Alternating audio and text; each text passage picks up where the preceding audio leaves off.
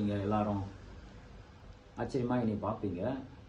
நான் வந்து எங்கே இருக்கேன் அப்படின்னு சொல்லும்பொழுது, மலேசியா தேசத்தில் வந்து நான் வந்து மலேசியா தேசத்தில் ஒரு குடிமகனாக இருக்கிறேன்.